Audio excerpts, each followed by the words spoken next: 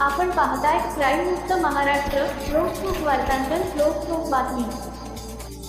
खोपोली जिल्हा रायगड येथे घडलेल्या खुनाच्या गंभीर गुन्ह्यातील वॉन्टेड आरोपी अरबाज उर्फ अरमान अल्लुद्दीन शेख याला पुणे शहर गुन्हे शाखेच्या युनिट 5 पथकाने शिताफीने अटक करून ताब्यात घेतले आहे. सदर कारवाईमुळे बहुचर्चित खुनाच्या गुन्ह्याच्या तपासाला मोठी चालना मिळाली आहे.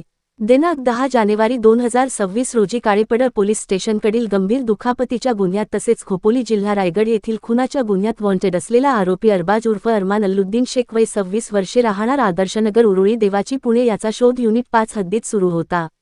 याच दरम्यान पोलीस अंमलदार नासिर देशमुख यांना त्यांच्या गुप्त बातमीदारामार्फत खात्रीशीर माहिती मिळाली की सदर आरोपी आळंदी परिसरात येणार आहे.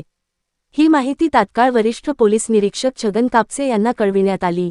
माहितीची खातरजमा केल्यानंतर वरिष्ठ पोलीस निरीक्षक कापसे यांनी त्वरित पोलीस उपनिरीक्षक अभिजित पवार यांच्या नेतृत्वाखाली पोलीस हवालदार तानाजी देशमुख, प्रशांत कर्णवर, अमर चव्हाण, नासिर देशमुख, गणेश माने व परमेश्वर कदम यांचे विशेष पथक तयार करून विश्रांतवाडी आळंदी परिसरात रवाना केले.